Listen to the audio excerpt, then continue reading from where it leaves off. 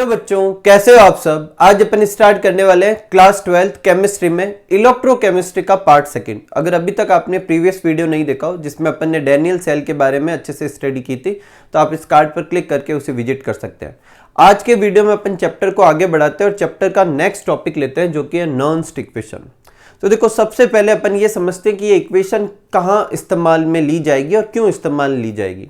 तो जब अपन standard electrode potential major करते हैं तो उस समय सारी कंडीशन अपन लेते हैं स्टैंडर्ड मतलब टेम्परेचर जो होगा वो 298 केल्विन ही होना चाहिए, जो अपने कंसंट्रेशन होनी चाहिए वो सारी अपन क्या मानेंगे, यूनिट मानेंगे।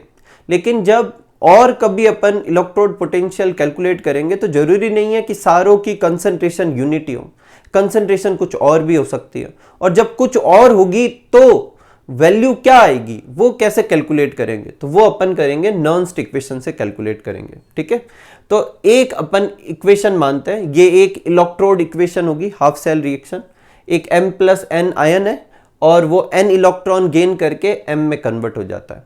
तो अगर इसके लिए मुझे नर्न्स्ट इक्वेशन यूज करनी हो तो नर्न्स्ट इक्वेशन ये होगी, M+N से M बोले तो ये कौन सा पोटेंशियल हो गया, ये रिडक्शन पोटेंशियल है। अपन रिडक्शन ही क्यों लिख रहे हैं, ये मैंने लास्ट वीडियो में भी बताया था। स्टैंडर्ड रिडक्शन पोटेंशियल या सारी जगह अपन सिर्फ रिडक्शन पोटेंशियल ही इस्तेमाल करेंगे। ये जो है वो क्या है, स्टैंडर्ड रिडक्शन पोटेंशियल। ये जो है वो क्या है, रिडक्शन पोटेंशियल।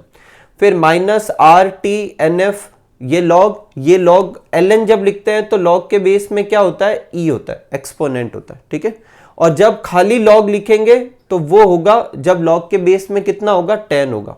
ठीक है, तो लॉग के बेस में e को अपन को ln से लिखना है, लॉग के बेस में 10 को अपन सिर्फ लॉग से लिखेंगे।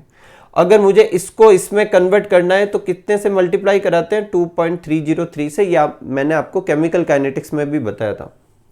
ठीक है, तो M+N से N इलेक्ट्रॉन हो रहे थे, M बन रहा था, ये अपने इलेक्ट्रोड पोटेंशियल है और ये स्टैंडर्ड इलेक्ट्रॉन पोटेंशियल। ये R क्या है, गैस कांस्टेंट, T वो टेम्परेचर जिस पर अपन निकालना चाहते हैं, तो अपन कोई और टेम्परेचर पे भी वैल्यू निकाल सकते हैं। N क्या होगा, नंबर ऑफ मोल होंगे। F क्या होगा, F होगा 1 मोल इलेक्ट्रॉन का चार्ज। ठीक है, 1 मोल का चार्ज समझ सकते हैं। और इसकी एग्जैक्ट वैल्यू जो होती है वो होती है 96487। अपन रफली राउंड ऑफ में 96500 भी इस्तेमाल कर सकते हैं। ठीक है, और ln में बता चुका हूं आपको क्या है, log E है। और ऊपर अपन कंसंट्रेशन रखेंगे प्रोडक्ट की, नीचे रखेंगे रिएक्टेंट की। ठीक है, कोई तकलीफ नहीं। अब जो कंसंट्रेशन होती है सॉलिड स्टेट में वो 1 मानी जाती है, तो इसकी जगह 1 आ गया। तो ये एक कोई अगर हाफ सेल रिएक्शन दे रखी है और उसका इलेक्ट्रोड पोटेंशियल निकालना है तो अपन इस इक्वेशन से निकाल सकते हैं, और ये इक्वेशन नर्न्स्ट इक्वेशन है हाफ सेल के लिए। ठीक है, अब अगर मैं ये ln हटा के log लगाना चाहता हूं तो मैंने अभी आपको बताया कितने से मल्टीप्लाई करा देंगे, 2.303 से। ठीक है, कौन सी चीज क्या है वो मैंने आपसे यहां पर सब लिख दिए। ये क्या है, स्टैंडर्ड इलेक्ट्रोड पोटेंशियल। 2.303 कहां से आया, क्योंकि ln की जगह मैंने log लिखा है। ठीक है, R क्या है, गैस कांस्टेंट जिसकी वैल्यू क्या होती है, 8.314। ठीक है, T क्या है, टेम्परेचर, और टेम्परेचर को आपको केल्विन में पुट करना है। N की जगह नंबर ऑफ मोल पुट करना है। F की जगह 96500 या 96487 भी इस्तेमाल कर सकते हैं। ठीक है, अब अगर अपन इन सब वैल्यू को सॉल्व करें, जैसे मान लो कि एग्जाम में आपको टेम्परेचर नहीं दे रखा, तो नहीं दे रखा तो आपको 298 केल्विन ही मानना है। ठीक है, तो T क्या हो जाएगा, 298 केल्विन।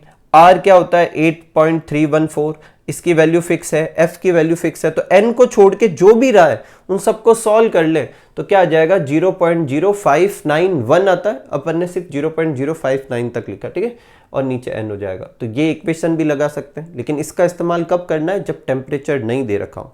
अगर टेम्परेचर दे रखा हो तो फिर आप इस वाली में पुट करें वैल्यू, T की जगह T की जो वैल्यू है वो पुट करें, R की जगह R की वैल्यू पुट करके सॉल्व करके देखें। ठीक है, अब अगर मुझे यही इक्वेशन डैनियल सेल के लिए निकालनी है तो डैनियल सेल के लिए अगर मैं कैथोड वाले इलेक्ट्रोड के लिए लिखूंगा तो कैथोड कौन सा होता है, कॉपर वाला, तो क्या लिखूंगा, ECu+2 से Cu। ये इसी का स्टैंडर्ड फॉर्म ऐसे ही लेते ना। देखो ये नॉर्मल, ये स्टैंडर्ड हो गया। उसके बाद क्या लिखना है अपन को, RT, ये लिख दिया मैंने RT। NF, N की जगह नंबर ऑफ मोल पुट करने होते हैं। अब यहां पर मैंने 2 क्यों लिखा है, क्योंकि हर एक कॉपर जो होगा वो 2 इलेक्ट्रॉन क्या करेगा, जिंक और कॉपर के बीच में एक एक एटम के टूवर्ड्स में दो इलेक्ट्रॉन की शेयरिंग होगी। जिंक 2 इलेक्ट्रॉन लूज करेगा, Cu+2 2 इलेक्ट्रॉन गेन करेगा, तो मतलब 2 का, इसलिए N की जगह 2 लिख दिया। F की जगह F ही लिखा, Ln की जगह Ln और 1/Cu+2। सेम अपन किसके लिए कर देते हैं, जिंक के लिए लिख देते हैं। अब इन दोनों हाफ इलेक्ट्रोड हाफ रिएक्शन या इलेक्ट्रोड पोटेंशियल का इस्तेमाल करके ई सेल भी निकाला जा सकता है। ई सेल निकालने का क्या तरीका होता है, ई कैथोड में से क्या माइनस करते हैं, ई एनोड। कैथोड कौन सा होता है, कॉपर वाला, एनोड कौन सा होता है, जिंक वाला। ठीक है, ये मैंने कॉपर की वैल्यू लिख दी और यहाँ पे मैंने जिंक की लिख दी। जब मैं यहाँ जिंक की लिखूंगा तो इस माइनस की वजह से ये माइनस का हो गया और माइनस माइनस ये क्या हो गया, प्लस का हो गया। ठीक है, अब इन दोनों को देखो वापस अपन यहाँ पे लिख देते हैं साथ साथ, और इन दोनों में ध्यान से सुनना, इन दोनों में देखो Rt2F, दोनों में Rt2F मैंने कॉमन ले लिया। यहाँ माइनस का था, यहाँ प्लस का था, तो मैंने माइनस कॉमन ले लिया। ठीक है, यहाँ पर क्या बचा, Ln। ठीक है, और Ln क्या बचा अपने,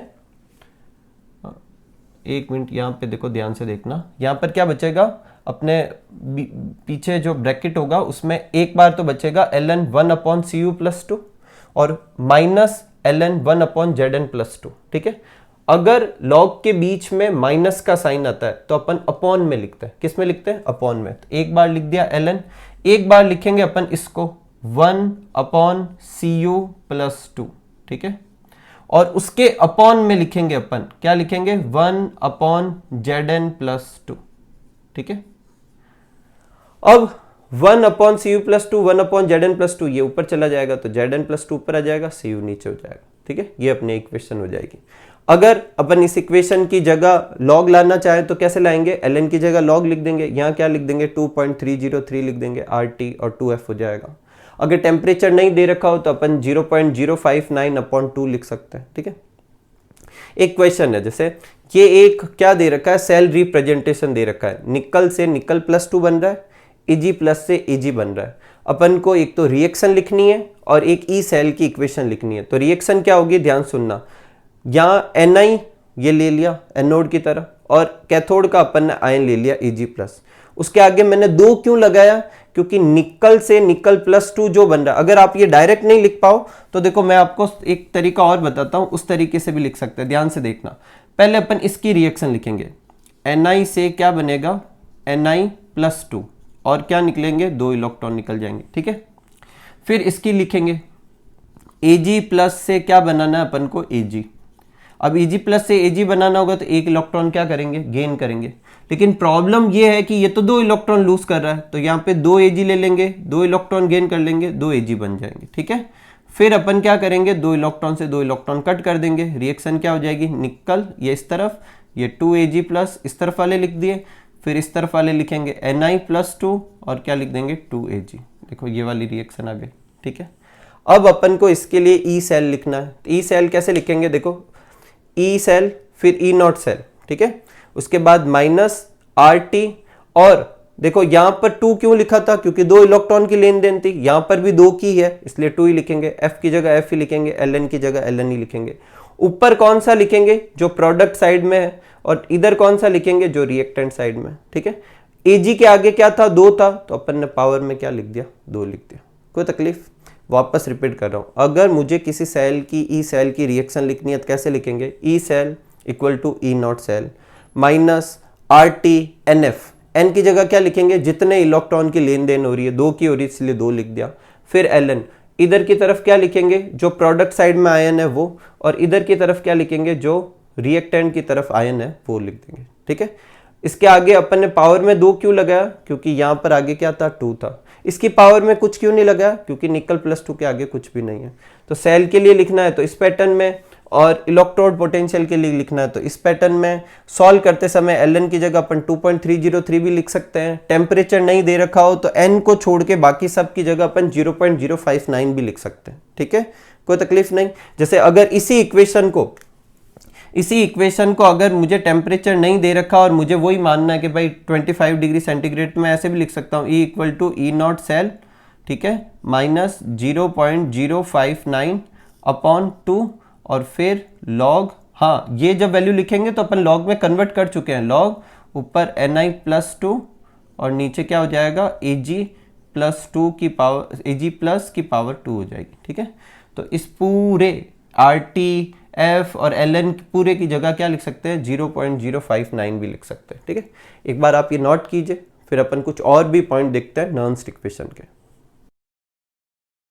नेक्स्ट देखो, अगर मान लो एक इलेक्ट्रोकेमिकल इक्वेशन दे रखी हो, जैसे कि अभी अपन ने किया था वैसे दे रखी हो, या ऐसे देखो एक रिएक्शन है A B B C C D D, ठीक है, और इसके लिए नॉन्स्ट इक्वेशन लिखनी है तो कैसे लिखेंगे, वापस सुन लो। अभी अपने जो क्वेश्चन किया था उसमें भी यही किया था, अभी भी यही करेंगे। देखो ध्यान सुनना, पहले लिखेंगे ई सेल, फिर लिखेंगे ई नॉट सेल, फिर माइनस लगाएंगे, फिर आर टी लिखेंगे, फिर लिखेंगे एन एफ। अगर एन क्या होगा, वो नंबर ऑफ इलेक्ट्रॉन होंगे जो लेन देन हो रही है, अपन को इस इक्वेशन में नहीं पता चल रहा इसलिए एन एफ ही लिख रहे हैं।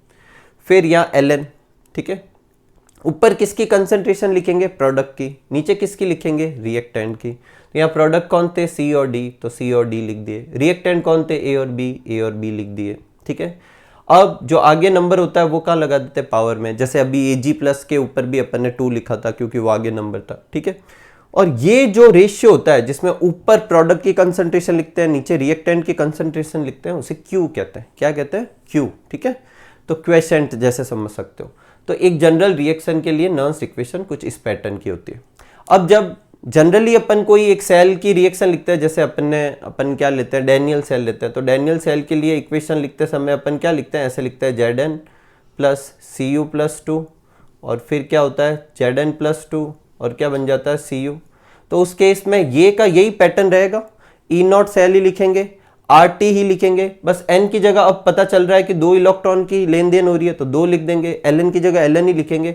ऊपर मुझे इसकी और इसकी दोनों की कंसंट्रेशन लिखनी चाहिए, लेकिन मैं सी यू की नहीं लिखता। क्यों नहीं लिखता, क्योंकि सी यू सॉलिड स्टेट में, अभी अपन ने कहा था सॉलिड स्टेट में कंसंट्रेशन को 1 मानते हैं, तो ऊपर सिर्फ किसकी लिखेंगे, Zn प्लस 2 की, और नीचे सिर्फ किसकी लिखेंगे, Cu प्लस 2 की। ऐसे ही तो किया था। अब एक और टॉपिक है equilibrium constant from Nernst equation. Nernst equation से अपन को Kc की वैल्यू निकालनी है। ठीक है, तो एट इक्विलिब्रियम, जब इक्विलिब्रियम पर कोई भी रिएक्शन, जैसे मान लो ये रिएक्शन इक्विलिब्रियम पर है, तो कोई भी चार्ज इधर से इधर नहीं जाएगा, और जब चार्ज जा ही नहीं रहा तो अपन को जो पोटेंशियल वो वोल्ट मीटर लगा रखा होगा उसकी रीडिंग कितनी आएगी, 0 आएगी। तो at equilibrium there is no change in concentration, at this time voltmeter gives 0 reading, उसमें रीडिंग कितनी आएगी, 0। इसका मतलब ई सेल कितना होगा, उस इक्विलिब्रियम पर कितना होगा, 0।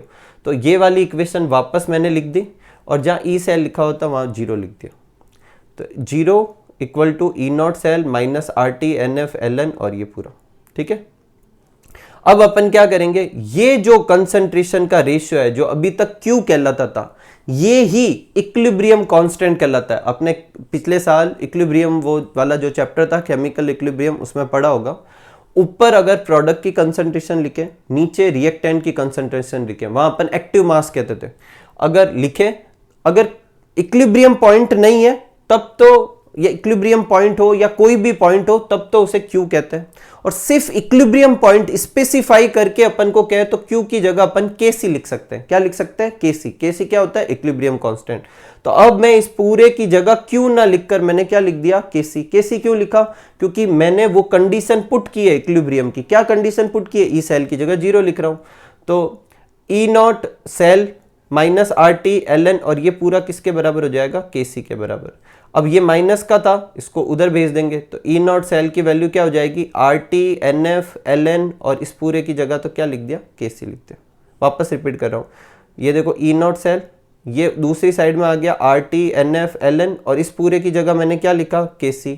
क्यों लिखा इस पूरे की जगह Kc, क्योंकि ये इक्विलिब्रियम पर है। अब एल एन हटाते हैं, लॉग लगाते हैं, तो क्या लिखते हैं 2.303 R T N F log Kc। इस फॉर्मूले का इस्तेमाल करना है जब भी आपको क्वेश्चन में ई नॉट दे दे सेल का, और आपको क्या इक्विलिब्रियम कांस्टेंट निकालो, तो अपन को इस फॉर्मूले का इस्तेमाल करना है 2.303 R T N F log Kc। जैसे मान लो डैनियल सेल है, ठीक है, तो डैनियल सेल के लिए क्या हो जाएगा, ई नॉट सेल, ठीक है, वही 2.303 आर टी।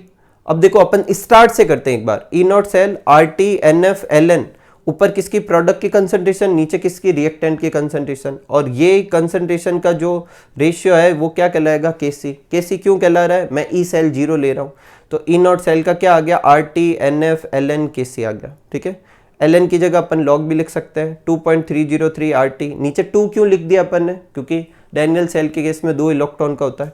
ऐसे भी समझ सकते हो, डायरेक्ट मैंने ये फॉर्मूला यहाँ पुट किया, देखो 2.303 RT 2.303 RT, n की जगह 2 रख दिया, f की जगह f लिख दिया, log Kc की जगह log Kc लिख दिया। अब डैनियल सेल का ई नॉट सेल अपन ने याद कर रखा है, कितना होता है 1.1 वोल्ट। कितना होता है अपन ने पिछले वीडियो में निकाला भी था, तो वहां पे लिख देंगे 1.1 वोल्ट, ठीक है।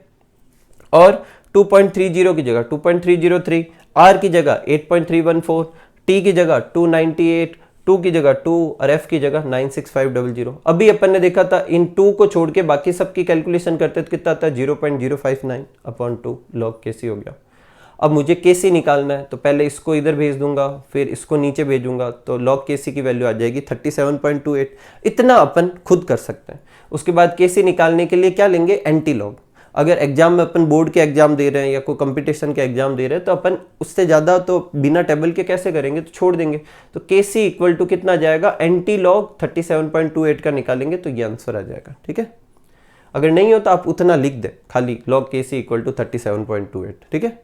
तो ये अपन क्या कर सकते हैं, ई नॉट सेल से क्या निकाल सकते हैं, इक्विलिब्रियम कांस्टेंट निकाल सकते हैं। एक और क्वेश्चन सेम ऐसा कैसा, ये अपन को एक सेल रिएक्शन दे रखी है और उसका ई नॉट सेल भी दे रखा है। अब कहेंगे कि ई नॉट वो निकालो इक्विलिब्रियम कांस्टेंट, कैसे निकालेंगे, इसी फॉर्मूले का इस्तेमाल करेंगे 2.303 RT NF log Kc। कोई तकलीफ नहीं, ई नॉट सेल क्वेश्चन में दे रखा है 0.46 पुट कर दिया, बाकी सबकी वैल्यू को सॉल्व करके 0.059 लिख दिया। ऐसा क्यों करते जा रहे हैं, क्योंकि टी नहीं दे रहा, जब तक नहीं देगा अपन डायरेक्ट टी को 25 डिग्री सेंटीग्रेड मान के यही करेंगे। एन की वैल्यू पुट करनी है, इधर भी 2 इलेक्ट्रॉन का हो रहा है, देखो Cu से Cu+2 बन रहा है, मतलब 2 इलेक्ट्रॉन लूज हो रहे हैं, तो यहाँ पर भी 2 लिख देंगे, log Kc की जगह log Kc। सेम ऐसे कैसे, इसको इधर डिवाइड मल्टीप्लाई करेंगे, इसको नीचे भेज देंगे तो 15.6 आ जाएगा log Kc की value, Kc equal to antilog लेंगे तो ये आंसर आ जाएगा। तो इससे क्या प्रूफ होता है कि नॉन्स्ट इक्वेशन से अपन क्या निकाल सकते हैं, इक्विलिब्रियम कांस्टेंट भी निकाल सकते हैं। लेकिन उसके लिए अपन को क्या मालूम होना चाहिए, ई नॉट सेल मालूम होना चाहिए, ठीक है। हाँ, ऐसा हो सकता है कि ई नॉट सेल की जगह अपन को स्टैंडर्ड इलेक्ट्रोड पोटेंशियल दे दे क्वेश्चन में, कैथोड और एनोड का।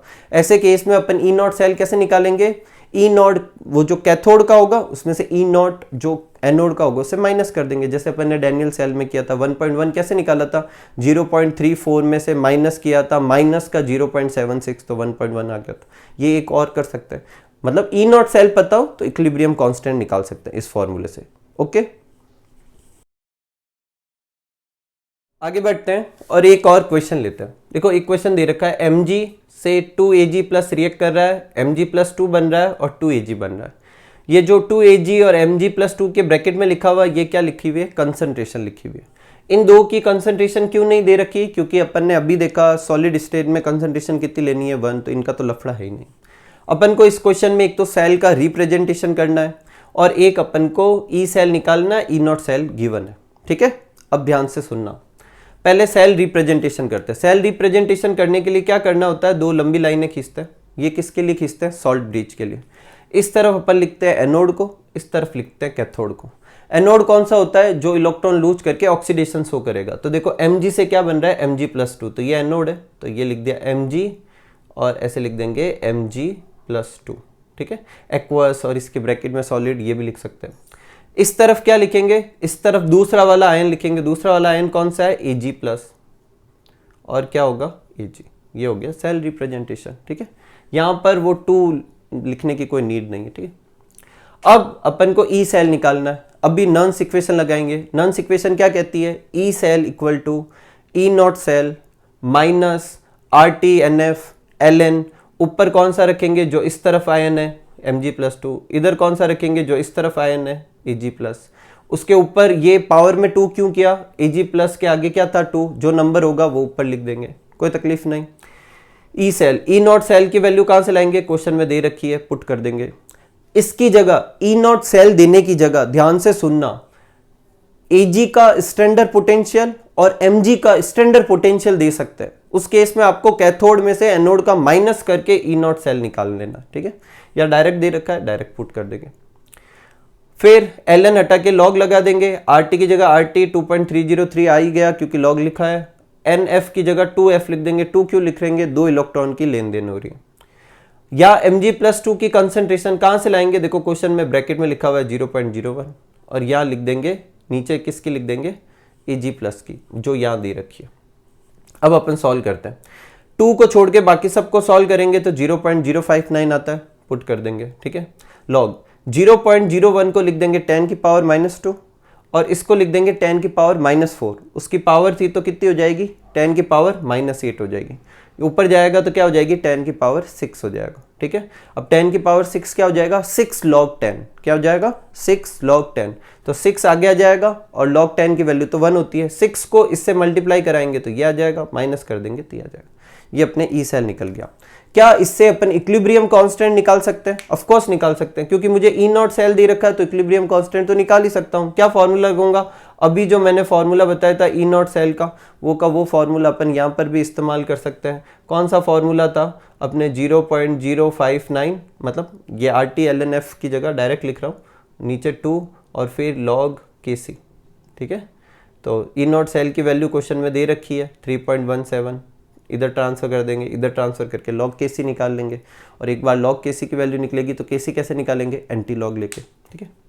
नेक्स्ट है electrochemical cell and Gibbs energy of reaction. तो इसमें जो रिलेशन है आपको याद रखना है, गिब्स एनर्जी आपने शायद पिछले साल पढ़ी हो, आपको याद हो, नहीं पढ़ी है तो मैं याद दिला देता हूँ। पिछले साल एक पैरामीटर था गिब्स फ्री एनर्जी का, जो ये बताता था कि रिएक्शन स्पॉन्टेनियस होगी या नहीं। डेल्टा जी निकालने का फॉर्मूला होता था delta H minus T delta S. Delta H क्या था, चेंज इन एंथैल्पी, टी क्या था, टेम्परेचर, डेल्टा एस क्या था, चेंज इन एंट्रोपी, उसे डेल्टा जी निकलता था। डेल्टा जी की 3 वैल्यू पॉसिबल थी, 0 से ज़्यादा बोले तो पॉजिटिव, 0 से कम बोले तो नेगेटिव। जब डेल्टा जी 0 होता था तो इक्विलिब्रियम होता था, जब पॉजिटिव होता था तो वो रिएक्शन नॉन स्पॉन्टेनियस होगी, और जब डेल्टा जी नेगेटिव होगा तो वो रिएक्शन स्पॉन्टेनियस होगी। ये कह रहा है कि उस डेल्टा जी में और इलेक्ट्रोकेमिकल सेल का जो ई सेल है इसमें कोई रिलेशन है, तो है। क्या रिलेशन है, delta G equal to -NFE होता है, ठीक है। ये फॉर्मूला है। अगर किसी को कि फॉर्मूला आया कहां से, तो देखो एकदम सिंपल सा है, पोटेंशियल, आपने फिजिक्स में पढ़ा होगा, जो पोटेंशियल होता है वो क्या होता है, वर्क अपॉन क्या होता है, चार्ज होता है। तो वर्क इक्वल टू क्या हो जाएगा, Q into V. Gibbs free energy एक तरह की एनर्जी, तो इसकी जगह मैं डेल्टा जी लिख सकता हूं, ठीक है। Q की जगह चार्ज लिखना है तो चार्ज की जगह मैंने क्या लिख दिया, नंबर ऑफ मोल इंटू 1 मोल का चार्ज, तो NF क्या हो गया, चार्ज, और V की जगह मैंने क्या ले लिया, ई सेल, ठीक है। तो -NFE, ठीक है। अब डैनियल सेल, ध्यान से सुनना, डैनियल सेल क्या होता है, Zn प्लस Cu+2 Zn+2Cu। अगर इसके लिए मैं डेल्टा जी निकालना चाहूं तो कैसे निकालूंगा, सिर्फ मुझे एक पैरामीटर पुट करना है। क्या पुट करना है, n की जगह कितने इलेक्ट्रॉन होंगे, तो अगेन 2 पुट कर देंगे, n की जगह 2 पुट कर दिए, f की जगह f, ई सेल की जगह ई सेल। ई सेल अगर यहां नहीं दे रखा तो ई सेल अपन नर्न्स इक्वेशन से भी निकाल सकते हैं, ठीक है। एट स्टैंडर्ड कंडीशन, अगर यही मैं स्टैंडर्ड कंडीशन में लूंगा तो डेल्टा जी की जगह डेल्टा जी नॉट लिख दूंगा, माइनस की जगह माइनस लिख दूंगा, या नंबर ऑफ मोल पता है तो वो नंबर ऑफ मोल पुट कर दो, नहीं तो n लिख देंगे, f लिख देंगे, और ई सेल की जगह ई नॉट सेल लिख देंगे, ठीक है। तो delta G equal to -NFE और delta G naught equal to -NFE naught cell हो जाएगा, ठीक है। अब देखो, और ये जो अपने डेल्टा जी और इसमें ई नॉट सेल की भी वैल्यू लिख सकते हैं। ई नॉट सेल की वैल्यू क्या लिख सकते हैं, ये वाली, वो अपन ने पिछले जो निकाली थी, क्या निकाली थी, 2.303 RT/NF log Kc लिखा था ना। ये वैल्यू मैं इस इक्वेशन में यहां पुट करूं तो देखो डेल्टा जी नॉट की जगह delta G not minus NFE, इस NF से कट हो जाएगा तो पीछे क्या बचेगा, माइनस, ये माइनस, और ऊपर क्या बच जाएगा, 2.303 RT log Kc। देखो वापस रिपीट करता हूं, देखो ध्यान से समझना, ये अपने ये वाला पैरामीटर उठा है delta G not minus NF और ई नॉट सेल, ठीक है।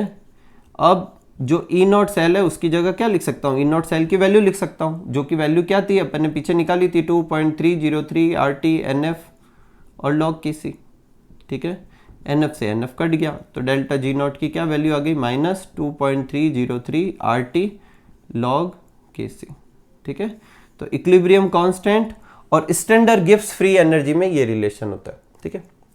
एक क्वेश्चन है कि ई नॉट सेल दिया हुआ है डैनियल सेल का 1.1 और कह रहा है डेल्टा जी नॉट निकालो, तो डेल्टा जी नॉट इस फॉर्मूले से निकाल सकते हैं, delta G naught equal to -NFE naught. N की जगह कितना लिखेंगे 2, 2 क्यों लेते हैं, डैनियल सेल में 2 इलेक्ट्रॉन का होता है। F की जगह वो जो 1 मोल के चार्ज है वो पुट कर देंगे। अब चाहो तो 96500 पुट करके भी कर सकते हो। E नॉट की जगह 1.1 सॉल्व कर लेंगे, आंसर आ जाएगा। एक और क्वेश्चन, कैलकुलेट पोटेंशियल, अच्छा क्वेश्चन है। Calculate potential of hydrogen electrode. एक हाइड्रोजन इलेक्ट्रोड का पोटेंशियल निकालना है अपन को, मतलब ई निकालना है, ठीक है। ई सेल नहीं, सिर्फ इलेक्ट्रोड पोटेंशियल निकालना है। In contact with a solution whose pH is 10, pH कितनी दे रखी है 10। तो अब देखो इस क्वेश्चन को ऊपर वाली रामायण बाद में करेंगे, पहले अपन सिर्फ ये करते हैं कि सेल की रिएक्शन लिखते हैं। हाइड्रोजन इलेक्ट्रोड है तो वहां 2H+, 2 इलेक्ट्रॉन और H2, ये रिएक्शन होगी, ठीक है।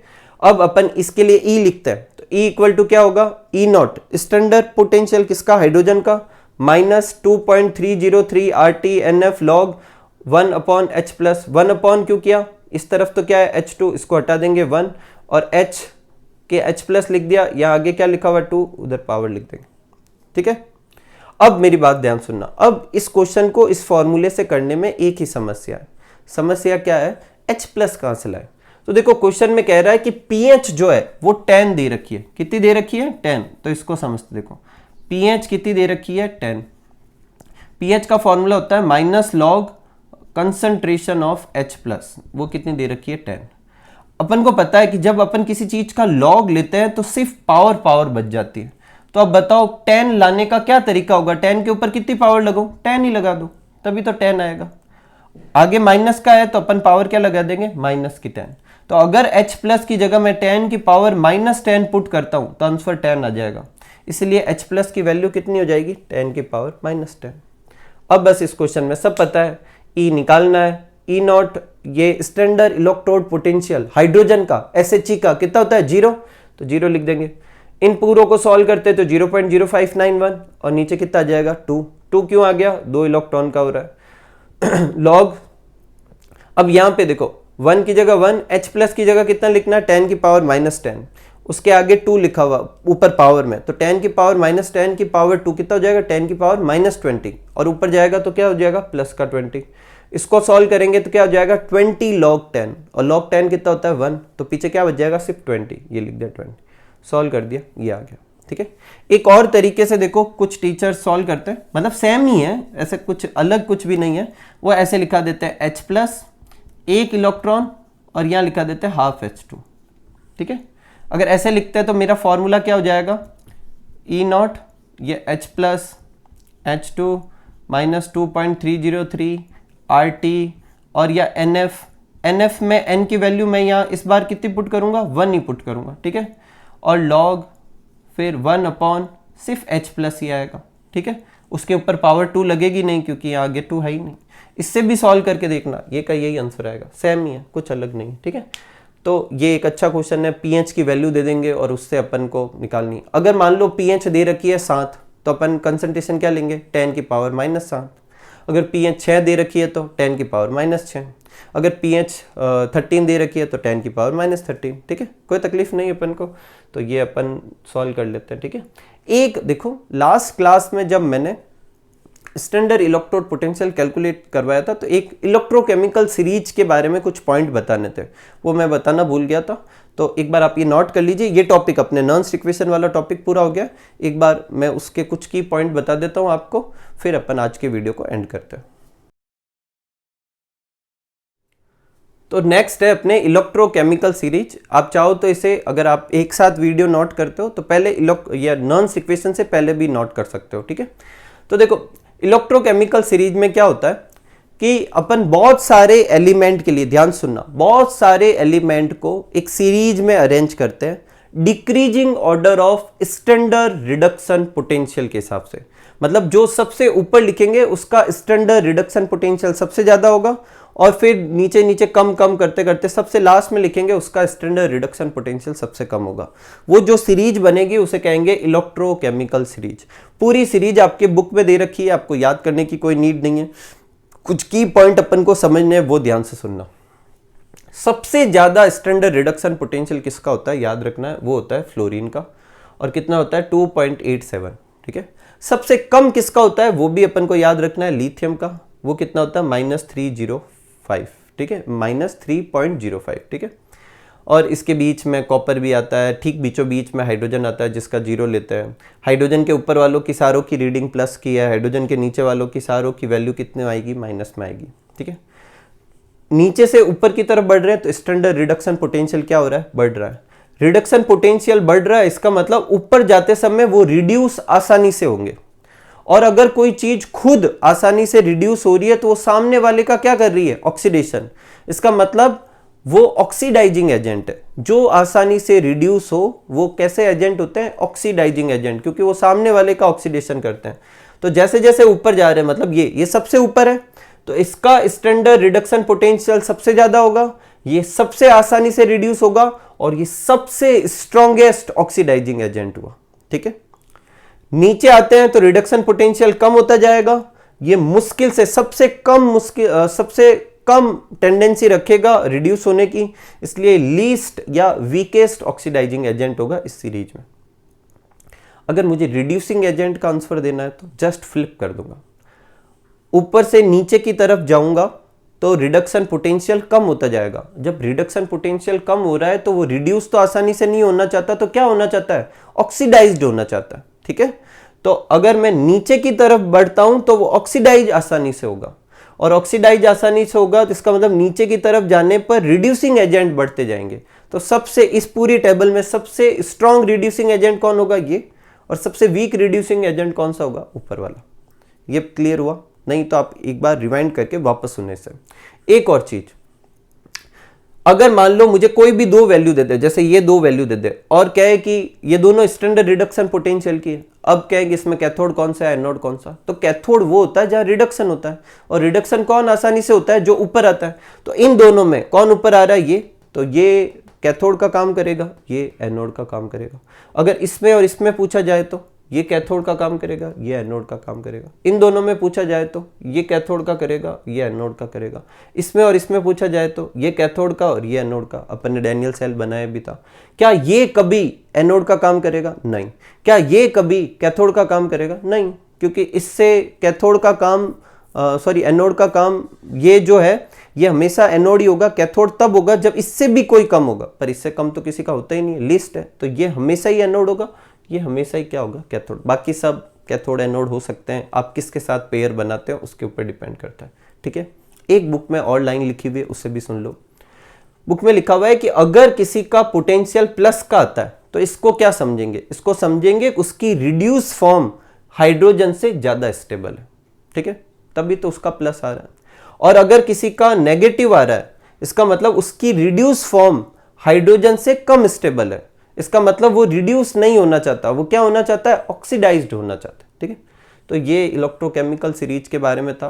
पूरी टेबल आपकी बुक में दे रखी है, आप उसे समझने के लिए इस्तेमाल कर सकते हैं, उसे रटने की कोई नीड नहीं है। ठीक है, इसी के साथ अपन आज के वीडियो को एंड करते हैं। मिलते हैं अगले वीडियो में, तब तक आप सब लोग खूब सारा हार्डवर्क करेंगे, खूब खुश रहेंगे, खूब मस्त रहेंगे। Thank you for watching.